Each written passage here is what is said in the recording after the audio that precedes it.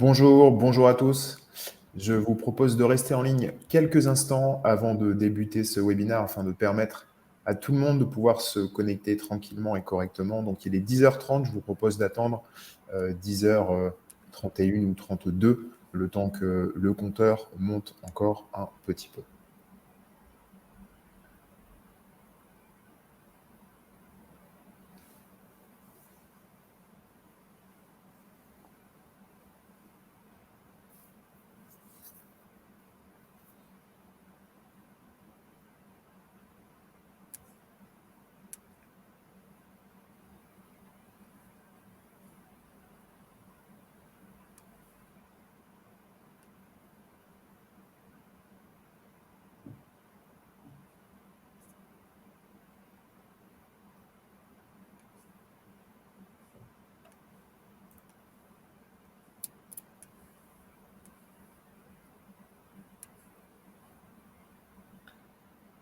Allez, je vois que ça monte plutôt bien. On ne va pas pénaliser les personnes qui sont déjà présentes et prendre trop de retard. Donc, bonjour à tous. Merci pour vos inscriptions et pour votre présence ce matin.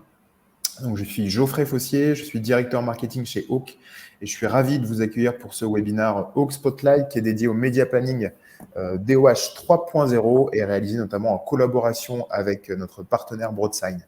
Alors, quelques points d'ordre pratico-pratique avant de commencer. Dans la barre de menu en bas de votre écran, normalement, vous devriez retrouver quelques fonctionnalités qui sont notamment un onglet de questions où je vous invite à poser les interrogations éventuellement qui vous viennent durant les différentes sessions de ce webinaire, et puis un onglet de chat également, et qui peut éventuellement vous servir à nous faire part d'éventuels problèmes techniques si vous avez des problèmes avec le son ou avec l'image, mais normalement, tout est correct. Voilà. Et pour les questions, bien évidemment, je vous invite à les poser au fil de la présentation et nous prendrons un peu de temps en fin de webinaire pour pouvoir y répondre avec nos experts.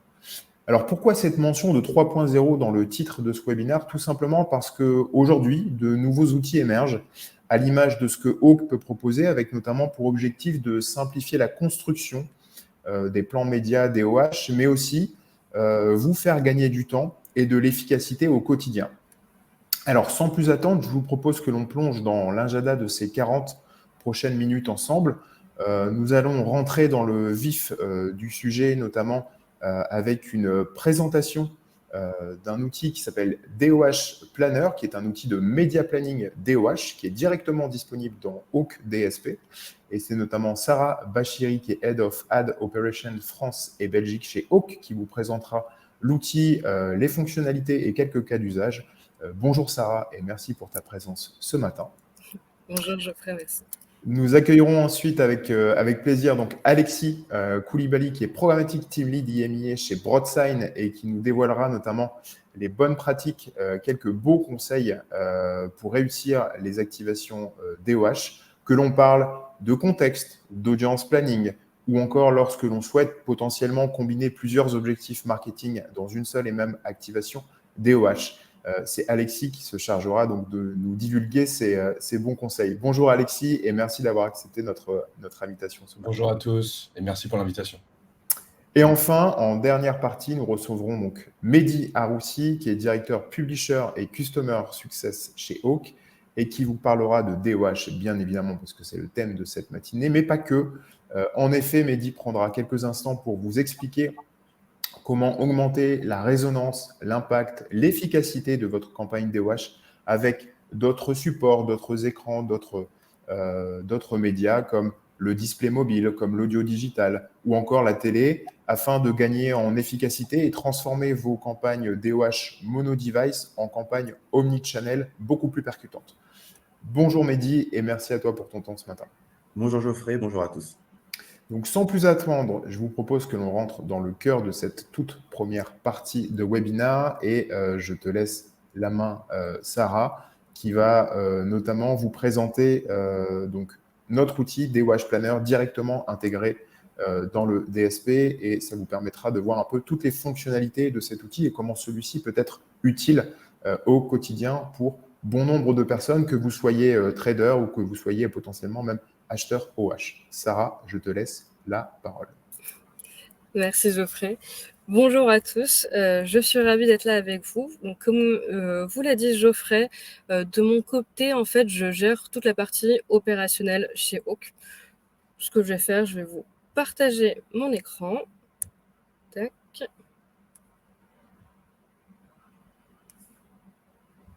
Est-ce que vous voyez bien tous l'écran? Je suppose que oui. C'est parfait ça. Super, merci.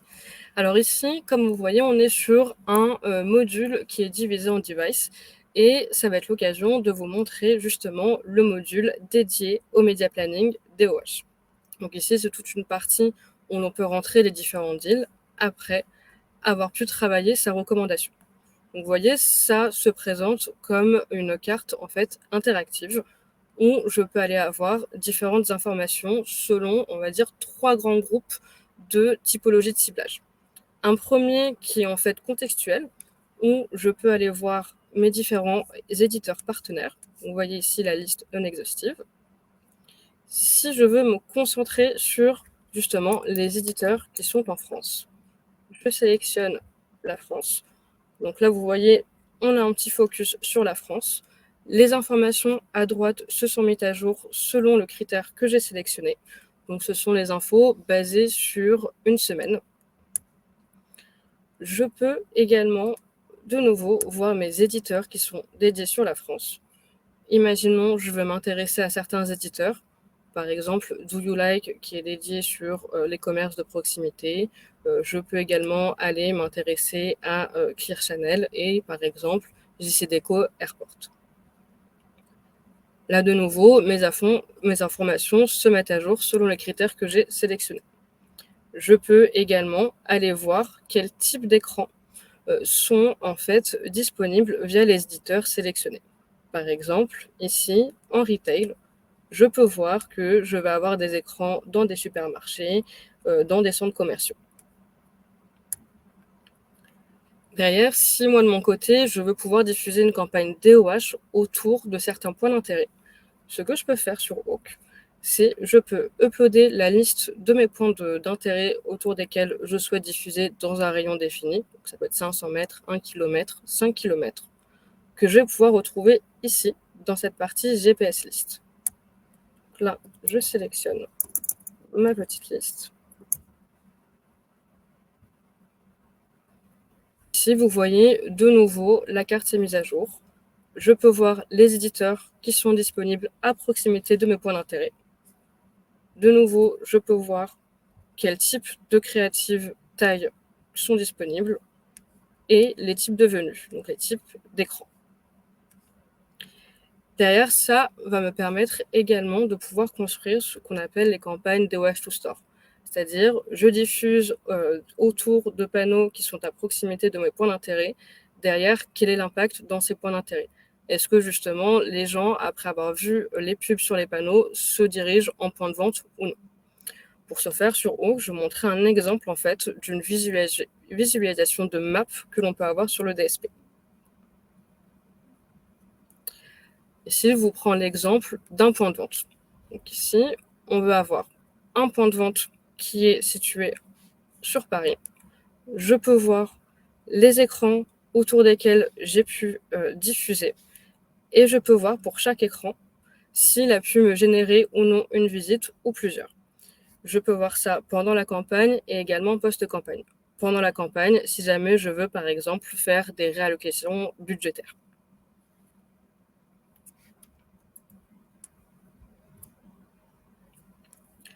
À côté de ça, je peux également faire des ciblages d'audience live. C'est-à-dire, si je veux affiner et aller encore plus loin dans mon ciblage, je peux rajouter des surcouches d'audience. Pour vous montrer un exemple, ici sur Hawk dans l'onglet liste, targeting segment, ça peut être différents types de segments. Ça peut être soit des segments liés à des conditions météorologiques, de la socio-démo, des intérêts, intentions.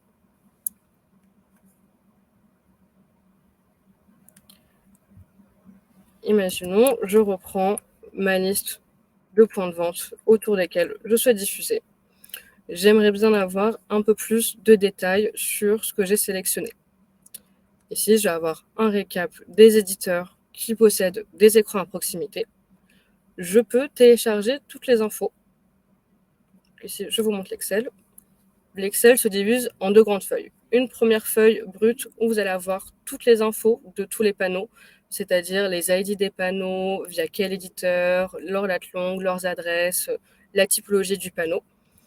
Et en plus de ça, vous allez avoir à disponibilité les panneaux qui sont vraiment liés à chacun de vos points d'intérêt. Ça vous permet en fait derrière de vraiment travailler votre recommandation, de voir si par exemple un point d'intérêt que vous avez n'a pas suffisamment de panneaux, dans ce cas-là revoir le radius autour de ce point-là. Si jamais vous voulez refaire une repasse avec votre client pour vraiment en fait construire votre recommandation et les panneaux qui vous semblent les plus pertinents pour votre campagne.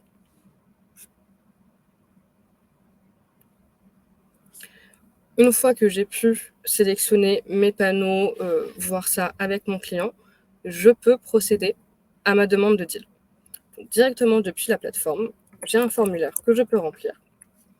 Alors, il faut savoir qu'il prendra automatiquement votre nom et prénom. Vous pouvez ajouter autant de personnes que vous le souhaitez.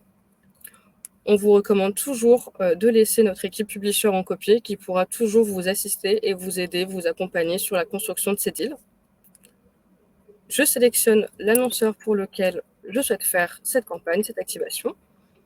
Si jamais vous avez déjà de dates de campagne, vous pouvez les préciser. Également, si vous avez déjà des objectifs, est-ce que vous êtes sur une campagne purement branding ou vous êtes une campagne où vous voulez générer des visites en point de vente. Derrière, vous pouvez également définir un budget défini selon vos différents partenaires. Sur vos partenaires, vous pouvez également, si vous le souhaitez, soit demander à réutiliser un deal que vous avez précédemment eu sur une campagne ou leur poser des questions plus spécifiques. Par exemple, leur demander quel est le potentiel sur le mois de décembre qu'ils peuvent absorber.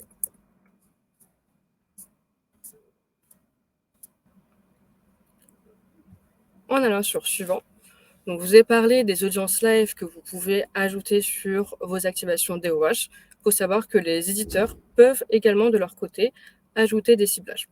Donc, vous pouvez le préciser ici. Vous avez également une partie commentaires où vous pouvez poser toutes les questions, avoir des compléments d'informations, si jamais vous avez des doutes, des potentiels absorbables, ainsi de suite. Ici, comme vous le voyez, vous allez pouvoir avoir un récap des mails qui seront envoyés à chaque éditeur avec les infos que vous aurez sélectionnées au préalable. Chaque éditeur aura aussi la liste des panneaux que vous avez sélectionnés.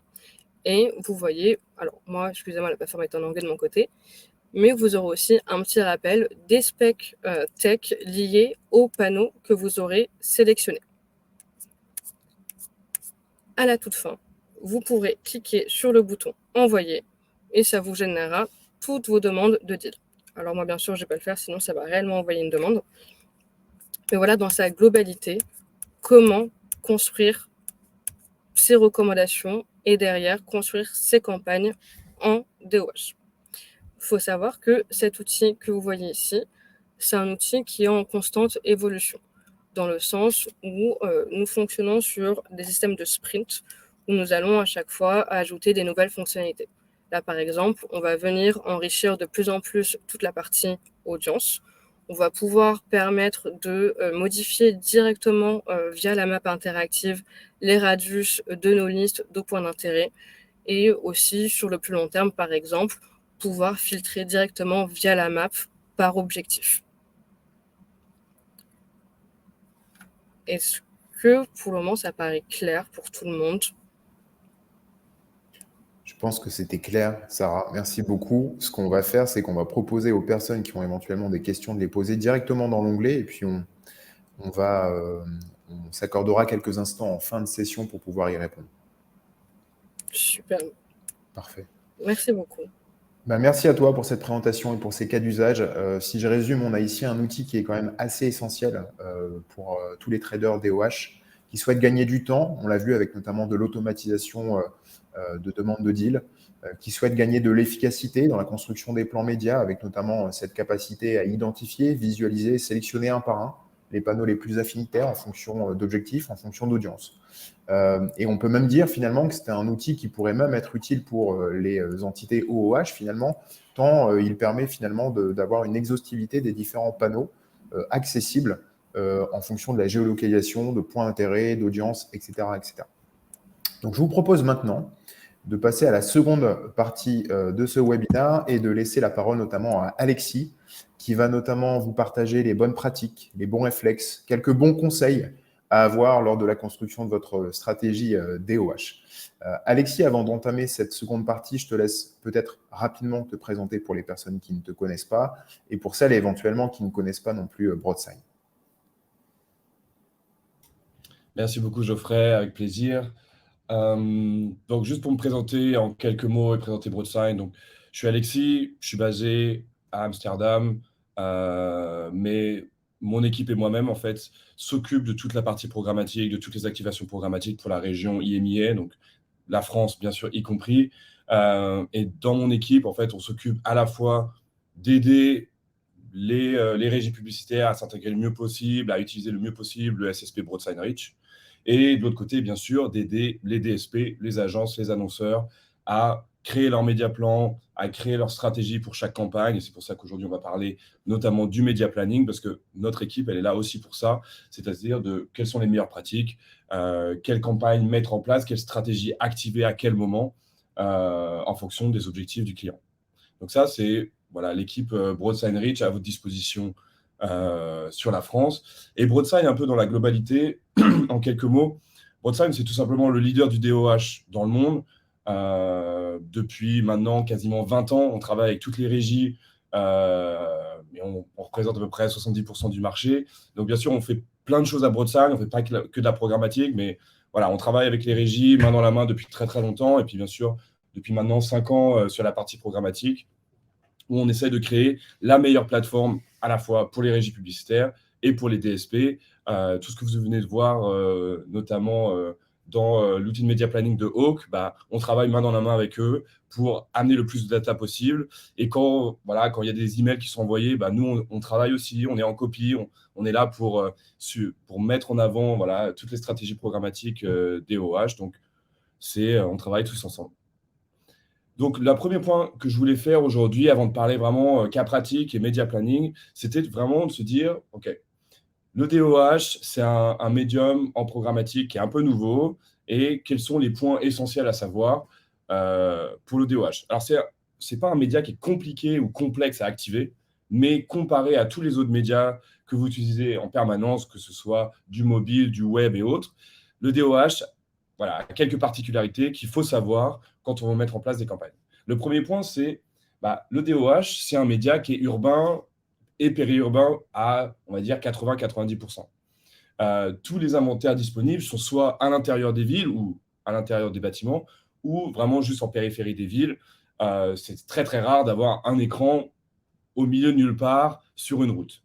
Ça ne veut pas dire qu'on peut faire que du ciblage de ville, pas du tout, mais ça veut dire que le maillage des pays, et la France notamment, est faite principalement autour des villes. Et ça, il faut bien sûr l'avoir en tête quand on va mettre en place nos campagnes.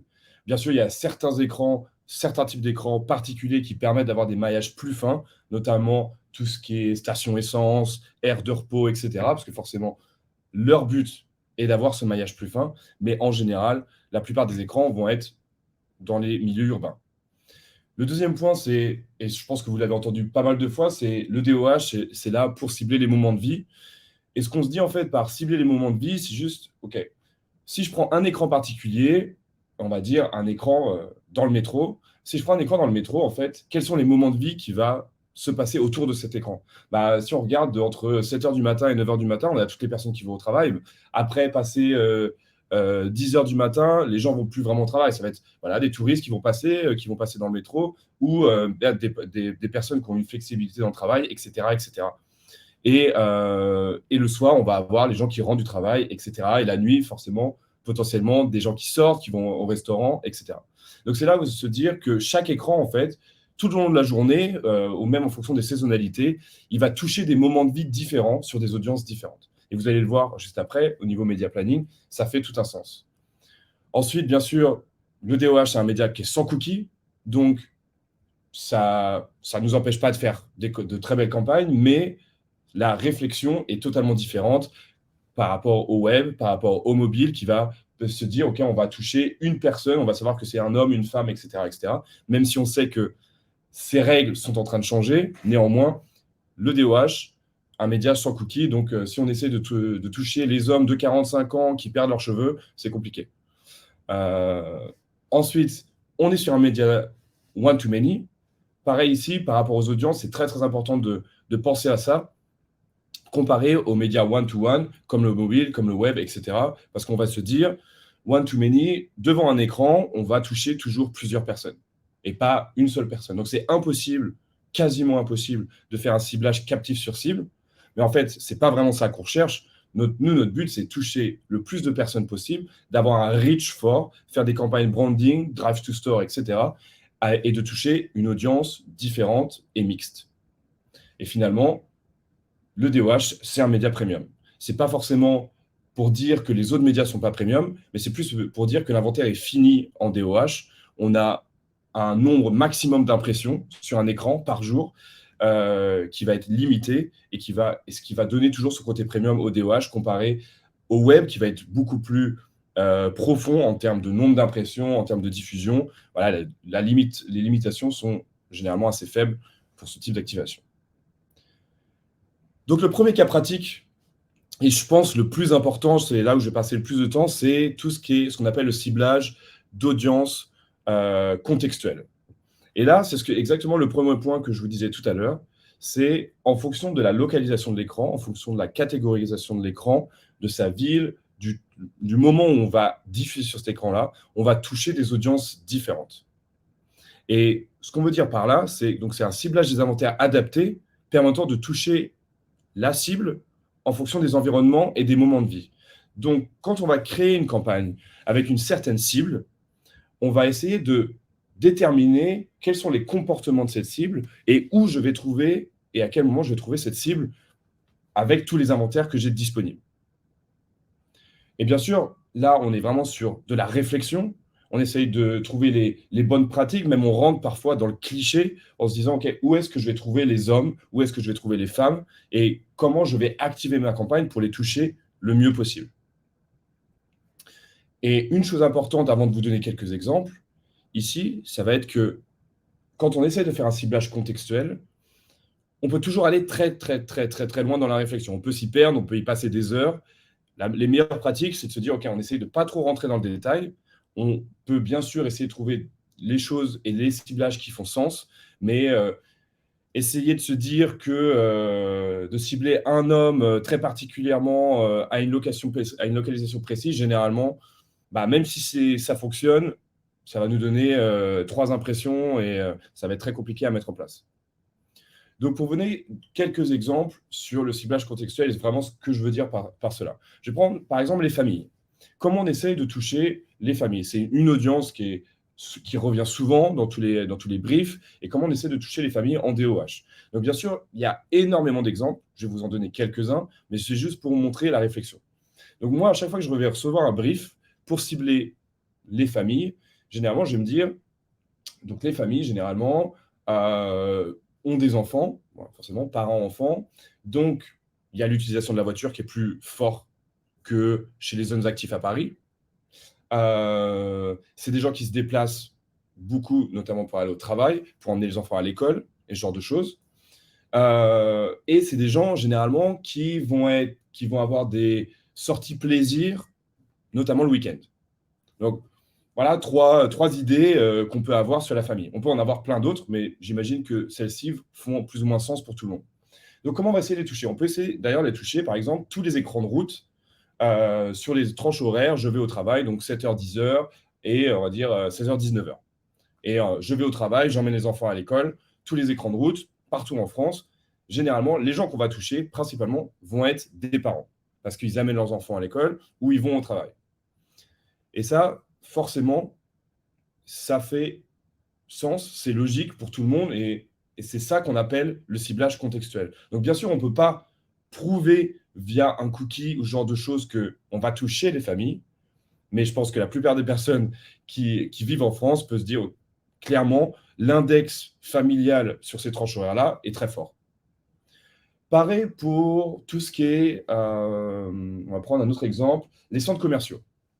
Les centres commerciaux, en pleine journée, un mardi, des familles, il n'y en a pas beaucoup. Des parents, il n'y en a pas beaucoup. Généralement, ils sont au travail. Généralement, ils sont pas disponibles. Ils ne vont pas être dans les centres commerciaux. Néanmoins, le week-end, l'index familial, l'index du nombre de familles en centre commercial va augmenter très, très, très fortement parce que c'est le moment où ils vont faire leurs courses. C'est le moment où ils vont bien sûr sortir avec leurs enfants, aller au cinéma. Les cinémas sont souvent placés aussi dans les centres commerciaux, etc., etc. Et là, c'est là qu'on se dit, OK, donc si je fais un ciblage le week-end sur les centres commerciaux, je vais augmenter mes chances de toucher la famille. Un autre exemple que vous voyez ici, c'est les commuteurs. Donc les commuteurs, c'est les personnes qui vont au travail tout simplement dans leur globalité. Et les commuteurs, généralement, on les associe à les jeunes cas actifs, principalement, parce que c'est les gens qui prennent les transports en commun. Là, on va être sur un ciblage un peu similaire, mais au lieu de se dire on va cibler les écrans de route, on va plutôt cibler les écrans dans les villes, donc vraiment très urbains, parce que c'est les personnes qui vont se déplacer en ville, prendre le métro, etc. Donc on peut les cibler 7h, 9h, pareil, ça va être un peu plus tard, donc 18h, 20h pour ceux qui rentrent du travail. Et là, on cible toutes ces personnes-là, donc jeunes actifs.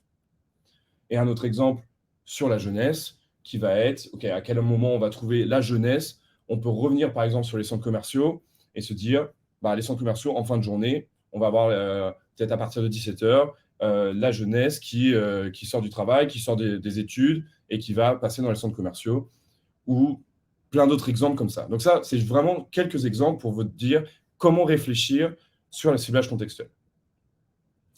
Ensuite, le deuxième cas pratique que je voulais prendre ici, c'est point d'intérêt. Sarah en a parlé pendant la présentation de l'outil de media planning. C'est quelque chose de très, très, très, très important en DOH. C'est des campagnes qu'on active en permanence parce que ça nous permet de faire des stratégies de drive to store qui sont très, très intéressantes. Et en fait, le cas pratique du point d'intérêt, c'est on sort vraiment de l'idée de l'audience.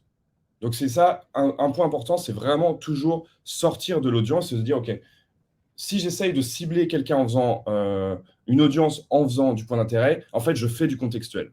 Le point d'intérêt, c'est vraiment cibler, et quand vous voyez dans les exemples en haut à droite, c'est faire une stratégie de drive to store, faire une stratégie de concurrents, donc je vais cibler les écrans qui sont proches de mes concurrents, ou je vais faire un ciblage autour d'un événement spécifique, par exemple autour des stades de football, pendant les soirs de match, autour, par exemple, des conférences ou la foire du trône, ce genre de choses. Et c'est là où on va mettre en place des stratégies de points d'intérêt. Bien sûr, il y a une idée d'audience derrière, parce que si je vais toucher, si je suis par exemple le concurrent de Starbucks et que je veux cibler tous les Starbucks avec tous les écrans qu'il y a autour, forcément, les gens qui vont au Starbucks, il y a une audience particulière. Néanmoins, le but, c'est pas de toucher l'audience en particulier, donc une audience jeune actif qui aime le café, mais de toucher toutes les personnes qui vont potentiellement au Starbucks. Et c'est là vraiment la différence entre un ciblage d'audience et un ciblage en point d'intérêt. Tout à l'heure, j'ai vu une question, je vais juste y répondre. Alors aujourd'hui, la plupart des marques, que ce soit Starbucks, Auchan, j'ai vu tout à l'heure dans les questions, c'est des points d'intérêt qu'on peut avoir. Donc nous, de nos côtés, côté Broadsign, et on va travailler avec Hawk pour activer ce type de campagne. C'est des données qu'on a. Il faut simplement nous prévenir en amont. On regarde ce qu'on a dans le système et on a à peu près, pour n'importe quel pays, la liste des grands magasins, des grandes marques, etc., etc. Donc ça, c'est quelque chose de totalement possible à mettre en place. Et finalement, le dernier cas pratique que je voulais vous présenter, et ça revient juste ce que je vais dire à l'instant, c'est l'utilisation de parties tiers pour des ciblages d'audience ou des ciblages de POI.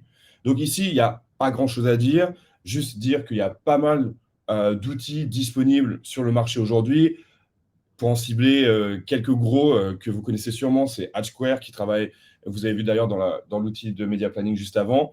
Nous, on travaille énormément avec AdSquare, mais énormément partout dans le monde avec Spotsy, qui est un outil qui nous permet d'avoir des segments d'audience, mais aussi tous les POI dont je vous parlais à l'instant. Et bien sûr, on va avoir tout ce qui est données régie. Je pense notamment à Clear Channel, qui a des données très précises de ce côté-là, qui est possible, bien sûr, d'activer également. Alors, pour tout ce qui est audience data, généralement, on va avoir un coût potentiellement un coût supplémentaire comparé au POI classique, au ciblage contextuel qui est vraiment juste de la réflexion et qui coûte rien à personne. Et sur toute la partie audience, ciblage d'audience, ma seule recommandation pour vous serait de dire évitez de mixer les stratégies. Quand on met en place une campagne DOH, si on veut activer du AdSquare, du Spotify ou peu importe, je vous conseille de créer une stratégie différente qui vous permette de traquer et d'analyser ça de façon différente. Ça ne sert à rien de mixer les stratégies ensemble parce que finalement, elles vont avoir des buts et des KPI un peu différents. Si j'essaie de cibler en contextuel les familles, j'utilise ma stratégie contextuelle. Si j'ai envie d'utiliser AdSquare pour faire le même ciblage, autant créer une stratégie différente, créer un budget différent sur ce segment-là et créer une stratégie POI à côté. Mais il est important de ne pas trop mixer les stratégies ensemble, car généralement, ça va créer, elles vont se marcher dessus plus qu'autre chose. Et ce qui va être plus intéressant, ça va être de se dire, OK, comment j'intègre ces stratégies-là, comment j'intègre mes campagnes DOH dans l'omnicanalité, avec d'autres médias, avec du mobile notamment, et comment on va mettre ça en place. Et je passe la main à Mehdi, qui va vous parler de ça beaucoup mieux que moi. Merci à tous. Merci beaucoup, Alexis, pour cette présentation. Très belle transition, d'ailleurs. Et Parfait. c'était en effet toujours utile de rappeler quelques bons conseils et bonnes pratiques lorsqu'il s'agit notamment de la construction de plans médias et surtout lorsqu'on parle de DOH, qui finalement est un médium encore assez jeune et notamment en programmatique. Donc, en effet, c'est le moment désormais d'entamer les 10 dernières minutes de cette présentation, la troisième et dernière partie de ce webinaire avec l'intervention donc, de Mehdi, qui va notamment vous parler, comme Alexis le mentionnait à l'instant, d'omnicanalité et vous expliquer dans quelle mesure il peut être utile et intéressant surtout de greffer d'autres médias, support écran, à une activation média pour la rendre encore un peu plus impactante et percutante. Mehdi, je te laisse la parole. Merci Geoffrey, merci Alexis pour cette transition. Donc je suis Mehdi Roussi, directeur publisher et Customer Success pour Hawk. Donc juste pour rapidement redonner le contexte sur Hawk, on a débuté en 2013 avec une activité de DSP mobile et progressivement on a ajouté des nouveaux médias qui nous permettent aujourd'hui d'être positionnés comme un DSP omnichannel en self-service. Donc, avant d'entrer dans le vif du sujet, il me semblait intéressant de définir ce qu'est une campagne publicitaire omnichannel dans le sens d'un DSP. Donc, pour nous, c'est le fait de pouvoir combiner plusieurs écrans, plusieurs médias afin de développer la couverture sur cible et maximiser ses performances. Donc, aujourd'hui, on opère sur 6 médias différents. On a la TV qui va regrouper la TV segmentée, mais aussi tout ce qui est replay, catch-up, la connected TV. Donc, c'est le média un peu de la notoriété par excellence. On a tout ce qui est digital audio qui va intégrer la partie streaming, web radio, podcast et l'audio par son format un peu intimiste et vraiment un média qui va aider dans la mémorisation. Le DOH qui fait l'objet du webinaire aujourd'hui, qui est un média puissant, très aimé par les gens de façon générale, assez populaire et qui aujourd'hui, excusez-moi, dans sa supply, notamment en France, propose un panel d'écrans et d'environnements assez différents. On a, je crois, aujourd'hui près de 25 000 écrans disponibles en France. Donc, on a une supply qui est assez mature et qui va nous permettre d'aller dans des environnements de transit, que ce soit dans l'outdoor, dans des centres commerciaux. On a aussi des cabinets médicaux, des salles de sport. Donc, c'est vrai, ça répond vraiment à des problématiques annonceurs assez différentes. Le mobile et desktop, donc c'est d'où on vient finalement. Donc, c'est assez logique et vous allez voir que dans des combinaisons omnichannel, ça a beaucoup de sens. Et plus récemment, on a intégré 2 nouveaux médias qui sont l'in-gaming et le Metaverse. Donc, l'in-gaming qui s'applique au mobile, desktop, mais aussi console. Et le Metaverse, par des environnements type Roblox qui vont permettre d'avoir des univers assez immersifs. Donc, en termes de stratégie d'activation, je vais bien passer sur la prochaine slide, Geoffrey. On a aujourd'hui 2 types d'activation qu'on voit assez fréquemment sur une campagne omnicanal.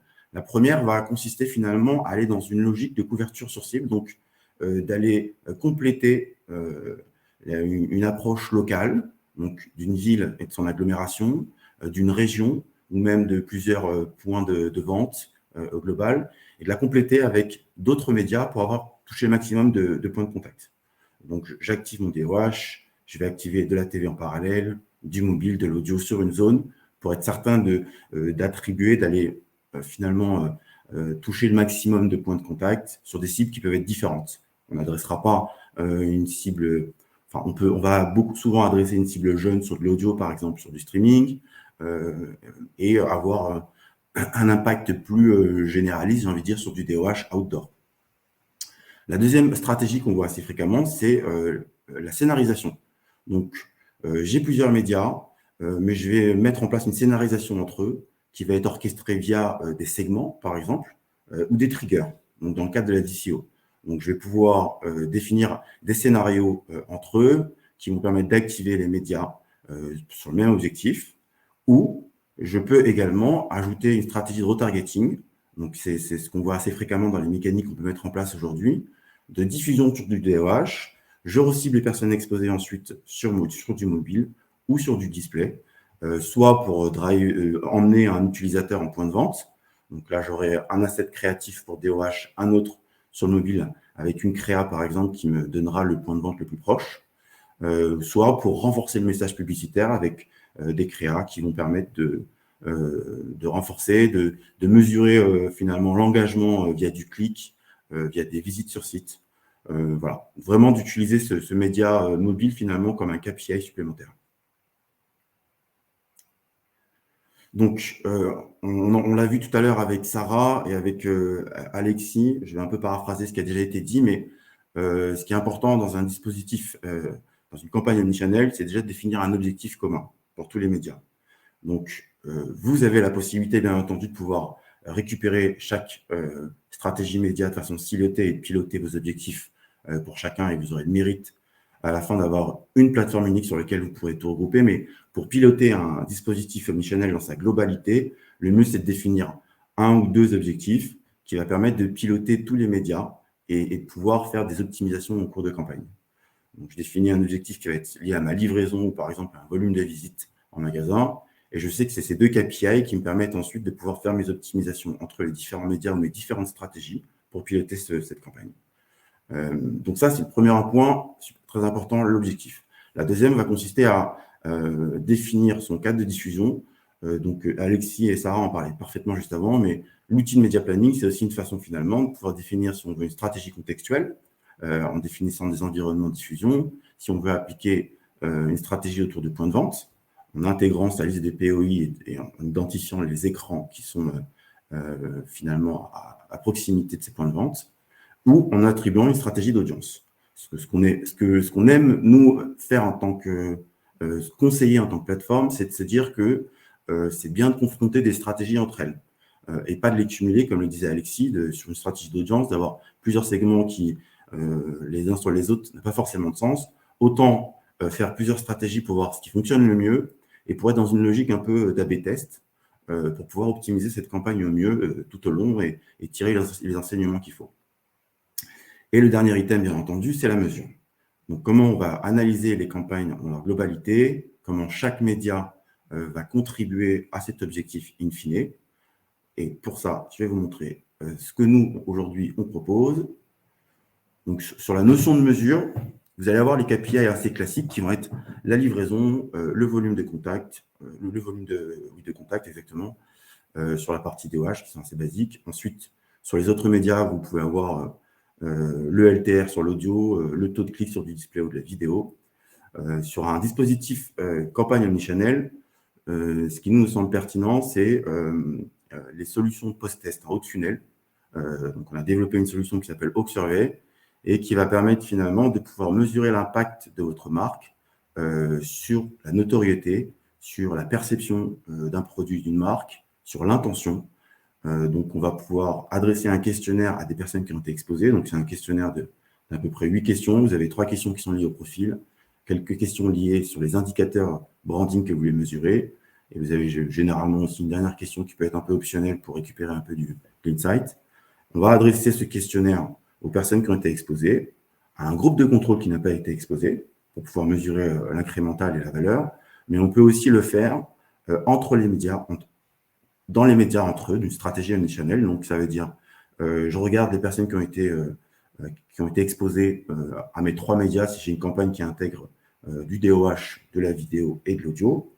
Et je mesure l'incrément en notoriété que cette triple exposition a permis d'obtenir. Donc ça, aujourd'hui, c'est des mécaniques qu'on voit de plus en plus et qu'on commence à indiquer de façon un peu systématique sur des plans omnichannel pour pouvoir démontrer la valeur justement de ce type d'activation. On peut le faire également en bas de funnel avec la mesure Drive to Store. Donc, on a une solution qui s'appelle In-Store Impact qu'on a créée justement via le partenariat qu'on a avec AdSquare, qui va nous permettre donc de collecter les ID des personnes qui ont été exposées et de pouvoir ensuite réconcilier ces ID en point de vente. Donc, cette logique de mesure, on l'applique aujourd'hui au DOH, au digital audio, au display mobile vidéo. On est capable également de pouvoir finalement définir l'impact d'un dispositif omnicanal, de faire une attribution média et de voir la différence entre l'impact sur les visites qu'a pu générer un plan omnicanal versus une campagne standard ou une personne qui n'a pas du tout été exposée à tous ces médias. On le disait précédemment, on peut aussi utiliser le mobile pour l'utiliser comme un KPI sur une campagne DOH. Donc, j'ai mon dispositif DOH qui tourne. En parallèle, je fais une activation mobile avec du retargeting, par exemple. Je vais pouvoir mesurer l'engagement sur ces personnes qui ont été exposées en traquant les clics, mesurer un volume de visites sur site. Je vais pouvoir identifier des contacts uniques des personnes qui ont été exposées sur mobile. Et je peux finalement aller un peu plus loin dans cette qualification d'audience sur ces personnes qui ont été exposées. Le dernier item qu'on propose et qu'on va émerger de plus en plus, c'est l'audience profiling, qui finalement va combiner un peu les résultats de la campagne média et ces différents modules d'études qu'on propose aujourd'hui pour aller définir des profils types et mesurer l'impact sur la mémorisation, sur l'intention d'achat en fonction de cible, sur des personnes qui se sont rendues en point de vente et pouvoir, in fine, définir des stratégies ensuite sur du plus long terme. Sur cette cible jeune, par exemple, j'ai une mémorisation qui est moins forte, donc je peux envisager faire une stratégie qui cible les jeunes sur lesquels je vais avoir une créa plus agressive en termes de mémorisation, par exemple. Voilà, donc pour chaque type de profil, on a des insights qui sont déjà super intéressants à partager avec vos clients, avec les annonceurs. Et en plus, qui nous permettent ensuite de pouvoir vraiment faire des recommandations sur des activations futures. Donc, les avantages d'une stratégie omnichannel, le premier, c'est la créativité et la personnalisation.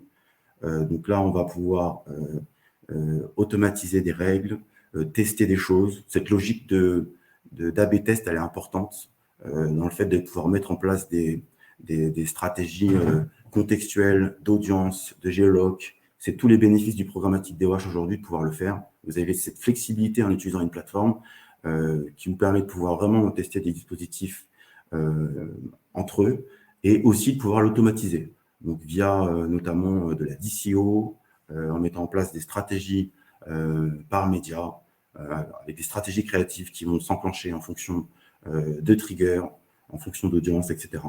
Donc toute cette créativité, personnalisation est super importante. Le deuxième point essentiel, bien évidemment, c'est la couverture sur cible. Vous avez des zones sur lesquelles vous allez avoir une couverture DOH qui va être complète, d'autres qui sera moins importante. Le fait d'ajouter d'autres médias va permettre d'avoir un complément de couverture sur ces zones. Donc, du coup, c'est vraiment un levier intéressant pour capter le maximum de points de contact sur des zones bien définies ou sur des audiences. Je vais capter une audience qui est en mobilité, qui va parfois être exposée à des écrans DOH, qui va parfois écouter du Spotify, qui va regarder de la catch-up TV sur son mobile, etc. Donc voilà, toute cette notion de couverture sur cible est très, très importante. Et ensuite, vous avez aujourd'hui deux niveaux finalement de mesure, ce qu'on propose en haut de funnel avec l'impact sur vos campagnes, notamment grâce à notre solution d'études Observer qui permet de mesurer l'impact branding de votre dispositif.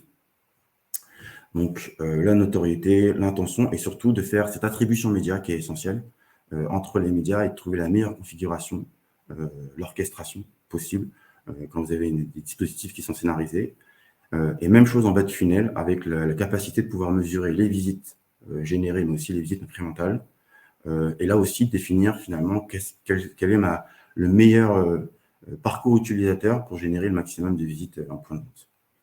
Ce qui me semble aussi intéressant, donc on pourra, si besoin, partager les cas studies avec vous, mais ce qu'on observe aujourd'hui, par exemple, en termes d'uplift sur des stratégies omnicanal, c'est entre 10 et 25% de visites incrémentales supplémentaires qui sont générées sur ce type de campagne, Drive to Store.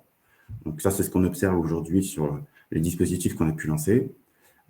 Et sur la partie brand lift, on a entre 5 et 15% à peu près, 5 et 15 points pardon, d'amélioration sur la mémorisation. Sur certaines campagnes, parfois, on double l'intention et la perception d'une marque. Donc voilà, on a pas mal d'insights qu'on continue à développer pour partager ces case studies avec vous. En guise de conclusion, je dirais qu'aujourd'hui, une campagne omnicanal peut s'opérer de différentes manières. Vous pouvez partir du postulat que vous avez différentes stratégies qui sont disponibles un peu partout, que vous voulez regrouper sur une seule plateforme pour avoir une visibilité globale. Donc là, vous aurez le bénéfice d'avoir tout sur un DSP et de pouvoir à la fin avoir un rapport unifié.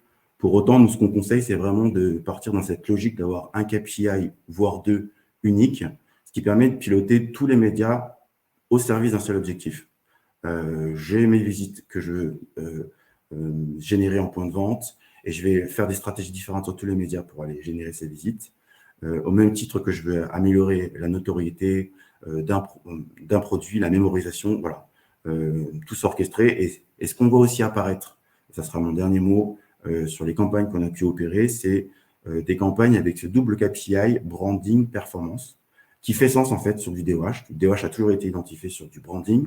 On rajoute aussi aujourd'hui des devices, des médias qui viennent compléter ce média et qui permettent d'ajouter cette dimension un peu plus performance dans la capacité à pouvoir mesurer des visites en magasin, mesurer un engagement avec du clic, des visites sur site, etc. etc. Voilà, merci beaucoup. Parfait. Merci beaucoup, Mehdi, pour ton intervention. Ce que je vous propose pour les quelques minutes qui nous restent, c'est de prendre les quelques questions qui ont été rédigées dans l'espace dédié. Et je vous laisse peut-être, messieurs, dames experts, les prendre en fonction de votre appétence et en fonction du sujet. Alors, on a une première question qui a été posée par Elodie, même si certains éléments de langage et des éléments de réponse ont déjà été donnés, peut-être que c'est toujours bien de les rappeler. Comment mesurez-vous le trafic en magasin et est-ce que cette mesure est valable pour tous les supports? Peut-être que Mehdi, je te laisse répondre à cette première question. En fait, on a différentes façons de pouvoir le faire avec différents partenaires comme AdSquare, comme Keros, qui ont des façons différentes d'opérer. Nous, pour donner le plus simple, en fait, on fonctionne avec le Device ID. Donc, AdSquare, via sa technologie, va récolter les device ID des personnes qui ont été exposées à des écrans et ils vont ensuite pouvoir faire le matching de ces ID en point de vente et finalement nous envoyer cette information du device ID qui a été exposé, qui a été en point de vente ensuite. Après, là-dessus, nous, on en rajoute l'intelligence pour aller vérifier, enfin mesurer par exemple la distance parcourue entre la dernière exposition et la visite, le nombre d'expositions. Enfin, voilà, il y a pas mal de KPI supplémentaires qu'on peut rajouter dessus. Toute la dimension visite incrémentale également, mais ça repose globalement sur cet identifiant Device ID aujourd'hui qui nous permet de pouvoir attribuer et récolter ces visites en magasin. Ok, très clair. Une deuxième question, alors peut-être plus pour toi, Sarah, parce qu'on va parler notamment d'activation et d'optimisation. Une deuxième question qui nous est posée, de savoir comment on peut optimiser les performances finalement d'une campagne. Peut-être si je décortique un peu plus le sens de la question, c'est quels sont les KPI à regarder, comment dans l'outil on peut potentiellement faire en sorte d'améliorer ou d'optimiser une campagne en fonction de ces KPI. Alors, si on reprend l'exemple des campagnes justement Omni, en fonction du KPI déterminé au début. Imaginons, on est sur un KPI, on veut générer des visites en magasin, c'est regarder les stratégies mises en place, celles qui fonctionnent le mieux, celles qui permettent de générer des visites incrémentales. Comme l'a dit Mehdi, on peut avoir plusieurs typologies d'infos en Drive to Store pour faire des réallocations de budget. Ça peut être aussi regarder les formats, lesquels fonctionnent le mieux. Ça dépend à chaque fois en fait du KPI. Si on se concentre sur le DOH, si on est sur une partie branding, comme l'ont très bien expliqué aussi Alexis et Mehdi, en fonction des stratégies mises en place. Si par exemple, je fais une stratégie où je vais utiliser un segment d'AdSquare versus une stratégie où je vais faire purement du contextuel, voir laquelle va m'apporter un meilleur reach, ce genre d'informations. Ok, merci beaucoup Sarah. Je rebondis sur la toute première question parce que Elodie rebondit également sur sa propre question. Est-ce que c'est un service, en parlant notamment de la mesure Drive to Store, Mehdi, qui est systématiquement proposé dans les objectifs Drive to Store? Cela sous-entend que est-ce que toutes les campagnes Drive to Store activées via Hawk bénéficient de cette mesure en magasin? Alors aujourd'hui, sur un dispositif de mesure en visite en magasin, oui. Ensuite, on a d'autres types d'activations qu'on peut faire avec certaines régies partenaires ou avec d'autres partenaires qui vont nous permettre de mesurer, par exemple, les informations en point de vente, notamment via le ticket de caisse. Donc, il y a une série de partenaires qu'on pourra partager post-webinar avec vous. Mais sur les dispositifs omnicanaux aujourd'hui, ce qu'on voit principalement, c'est effectivement cette logique avec AdSquare notamment, parce que c'est le device ID qui est utilisé pour réconcilier les différents médias et qui nous permet plus facilement de le faire. Pour autant, d'autres solutions existent. Ok, très clair.